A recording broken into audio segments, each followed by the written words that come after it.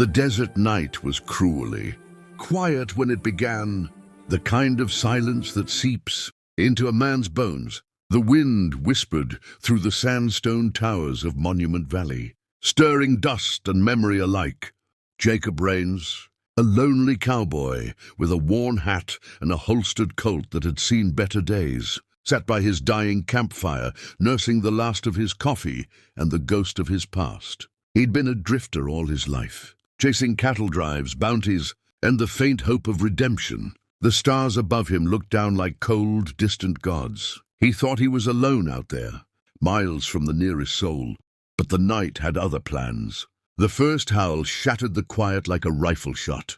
Jacob's head turned sharply, his instincts honed from years on the frontier. Wolves, not one but many. Their howls echoed through the canyons, bouncing off red cliffs like a warning. He reached for his rifle and stood, scanning the horizon. Then he heard it, a human cry, faint but unmistakable. A woman's voice, sharp with fear and desperation. Without hesitation, Jacob grabbed his Winchester and mounted his horse. The mare snorted, uneasy, but obeyed her rider's command. They galloped toward the sound, the moonlight guiding them through sagebrush and sand. What he found was something out of a fever dream. Near the edge of a dry creek bed, surrounded by a pack of snarling wolves, was an Apache woman. She stood on a rock clutching a broken spear, her long dark hair whipping in the desert wind. Blood streaked her arm, and her breath came in shallow gasps. The wolves circled closer, eyes gleaming like embers. Jacob didn't think, he acted. His rifle barked once, twice, 3 times, and 2 wolves fell. The rest turned on him, furious, teeth flashing white in the moonlight. His horse reared as one lunged, but Jacob swung down, firing again. Dust rose, echoing chaos. When the last shot rang out, the silence that followed was deafening. The survivors slunk away into the desert, their howls fading into the distance. Jacob lowered his rifle, chest heaving. The woman stared at him, her body tense, her dark eyes unreadable. "You shouldn't have come," she said softly, her English rough but clear. He tipped his hat. It didn't seem right to let the wolves win. She didn't answer at first, only watched him as if measuring his soul. Then she smiled, a small, dangerous thing.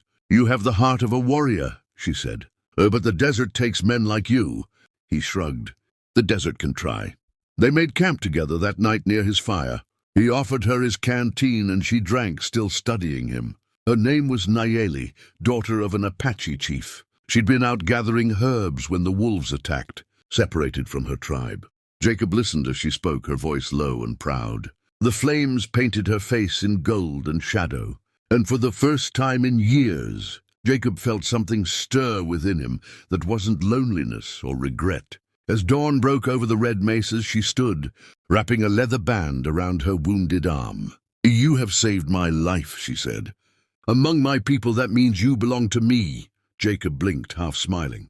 "Belong to you?" She nodded solemnly. "Yes, you are my man now." He laughed softly, not sure if she was teasing or serious. But as she stepped closer, her eyes locked on his, and there was no mistaking the fire behind them. The desert around them fell silent again. But this time it wasn't empty. It was charged with something new, something alive. Jacob didn't yet know it. But that one night, under the western stars, would change the rest of his days. Days passed, and the bond between Jacob and Nayeli deepened like roots beneath the desert floor. They traveled together toward the mountains, her tribe's land hidden beyond the scarlet cliffs. She rode beside him, graceful and fierce, her hair flowing like a river of night. Though they came from 2 worlds that rarely met in peace, something unspoken connected them. Respect, gratitude, perhaps even something stronger. At first, their journey was quiet.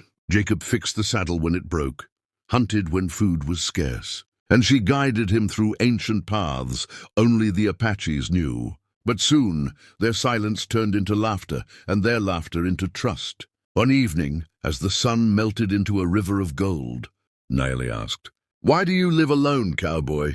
Jacob hesitated. "I once had a home," he said, "a ranch, a wife, a son. The fever took them. After that, there wasn't much reason to stay put." She looked at him with quiet sorrow.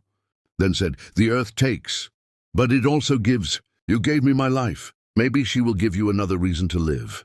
That night, a sandstorm swept across the plains, tearing their camp apart. They found refuge in a cave, the wind howling outside like 1,000 ghosts. Inside, the firelight danced against the rock walls, and Jacob caught himself staring at her, at the quiet strength in her eyes. She caught him looking. "You think I'm strange?" she said. "No," he replied. "I think you're the bravest person I ever met." She smiled faintly. "Brave men don't ride alone. Maybe it is time you stopped." The next morning, they reached the ridge overlooking her village, smoke rising from the fires below. Her people were there, men and women armed with bows, watching warily as they approached. Jacob slowed his horse, ready to turn back, but Nayeli raised her hand. "Do not fear," she said. "You have saved the daughter of the Eagle clan." When they entered, the tribe gathered in silence. The chief, an old man with eyes like burning coals, stepped forward. Nayeli spoke rapidly in Apache, her tone commanding. Then she turned to Jacob. "I told them the truth," she said, "that you fought beside me, that you faced the wolves and did not run." The chief studied Jacob for a long time, then nodded once. "The spirits will remember this man," he said. That night, they celebrated under the stars with drums and song. But Jacob knew his place wasn't among them. When dawn came, he packed his saddle and turned toward his horse. Nayeli stopped him. "You saved me once," she said. "Now let me save you." She placed her hand over his heart. "You carry the weight of the dead, but you are not one of them. Stay."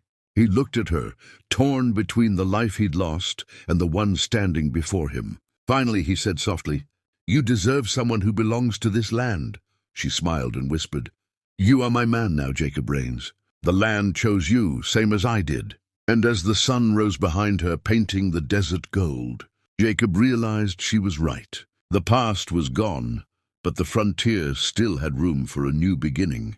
He turned his horse toward the village, toward her, and the wolves that once haunted the night watched from afar, silent witnesses to a love born from dust and danger. If this story touched your heart, don't forget to subscribe, like, and share.